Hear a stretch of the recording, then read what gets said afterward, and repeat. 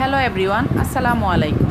Welcome back to my channel Suraiya blogs. আশা করি যে যেখানে আছেন ভালো আছেন। আমিও আলহামদুলিল্লাহ আল্লাহর অশেষ রহমতে ভালো আছি।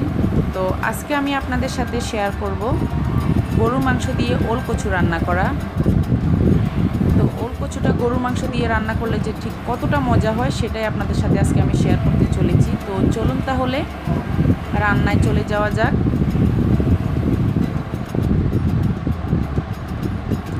এখানে আমি ওল কচু নিয়েছি, এভাবে কিউব করে কেটে, অনেকটা মাংসের মধ্যে আলু যেভাবে দাও ওই রকম 2 কাপ পরিমাণে। আর গরুর মাংস নিয়েছি আমি 1 কেজির থেকে বেশি। তো মাংস থেকে হচ্ছে কচুর পরিমাণটা একটু কম হতে হবে অবশ্যই, তা না হলে কিন্তু খেতে আবার অতটা ভালো লাগবে না। তো আমার যে যে মশলাগুলো লাগছে, এখানে আমি আদা রসুনের পেস্ট নিয়েছি 2 টেবিল চামচ করে। এখানে লবণ, মরিচ, হলুদ গুঁড়ো এবং জিরা ধনিয়ার গুঁড়ো। তো এই সবগুলো আমি এখন মাংসের মধ্যে দিয়ে দিব।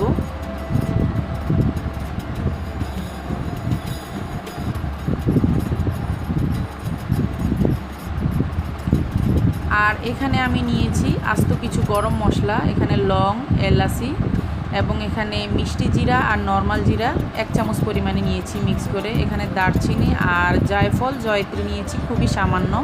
আর এখানে আমি নিয়েছি কালো গোলমরিচ, এক্ষেত্রে আপনারা সাদা গোলমরিচটাও ইউজ করতে পারেন, কোনো ব্যাপার না। আর এই মাংসের মধ্যে হচ্ছে আমি এখানে 1 টেবিল চামচ পরিমাণ আমি সরিষার তেল দিয়ে দিচ্ছি। দিয়ে এখন আমি এগুলোকে হাত দিয়ে ভালো করে মাখিয়ে ম্যারিনেট করে নিব 10-15 মিনিটের জন্য। তো এই 10-15 মিনিটের মধ্যে হচ্ছে আমি চুলে একটা প্যান বসিয়ে দিয়েছি, আর এতে আমি দিয়ে দিয়েছি নর্মাল তেল 2 টেবিল চামচ পরিমাণ। আর তেলটা গরম হয়ে এলে আমি এখানে কচুগুলোকে হালকা একটু ভেজে নিব, জাস্ট 5 থেকে 7 মিনিট ভেজে তারপরে তুলে নিয়ে ওই তেলের মধ্যে হচ্ছে আমি এখানে 1 কাপ পরিমাণ পেঁয়াজ কুচি দিয়ে দিয়েছি। আর এখানে আমি দিয়েছি তেজপাতা, দিয়ে আমি এখন একটু ভালো করে এগুলোকে ভেজে নিব ওই তেলের মধ্যে।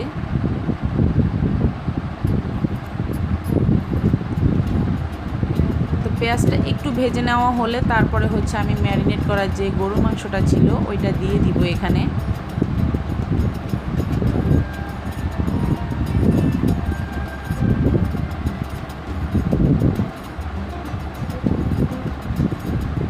তো মাংসটাকে আমি পেঁয়াজের সাথে একটু ভালো করে মিশিয়ে নিব।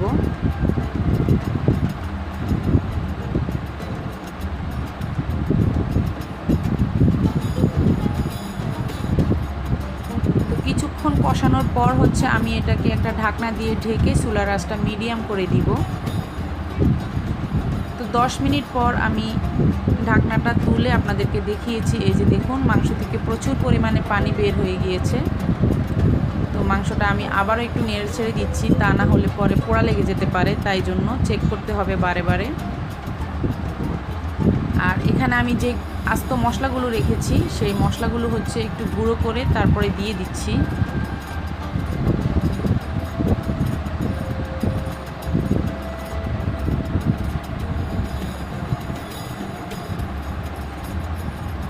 আবারও একটু ভালো করে মিশিয়ে দিচ্ছি।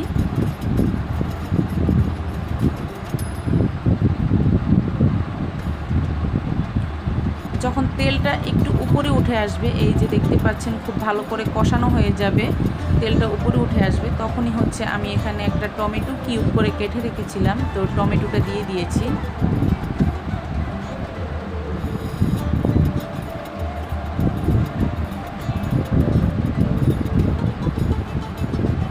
তারপরে হচ্ছে যে ওলকচুগুলো আমি ভেজে রেখেছিলাম সেই ওলকচুটা হচ্ছে দিয়ে দিচ্ছি।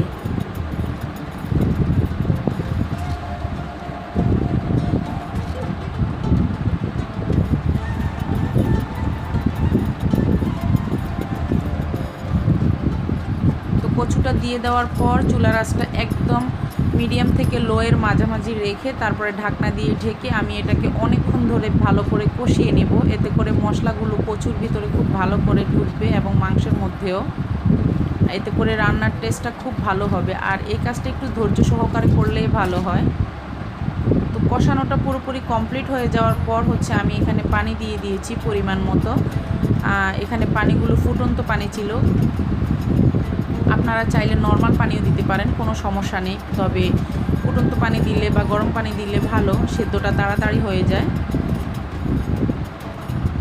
তো পানি দিয়ে দেওয়ার পর হচ্ছে আমি ঢাকনা দিয়ে ঢেকে প্রায় 15 থেকে 20 মিনিট আবারও মিডিয়াম আঁচে রান্না করেছি।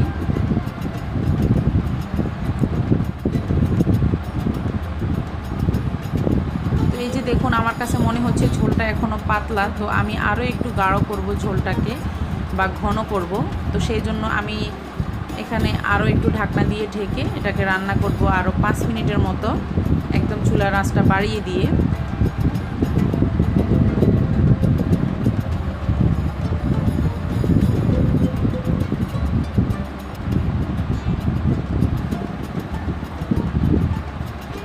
তো 5 মিনিট রান্না করার পর তারপরে আমি দেখে মনে হচ্ছে যে আমার মাংসটা বা ওল কচুটা রান্না করা প্রায় কমপ্লিট। তো এই পর্যায়ে আমি এখানে দিয়ে দিয়েছি বেশ অনেকগুলো কাঁচামরিচ ফালি করে কেটে। তো এখন আমি চুলার আঁচটা বন্ধ করে দিব, আর হচ্ছে আমার কচু বা ওল কচু রান্নাটা রেডি। তো এই তো দেখতেই পাচ্ছেন আমার গরুর মাংস দিয়ে ওল কচু রান্না।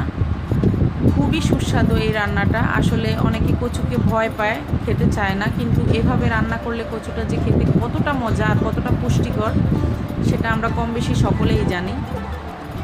তো যাই হোক, আজ এই পর্যন্তই। সবাই ভালো থাকবেন, সুস্থ থাকবেন। আল্লাহ হাফেজ।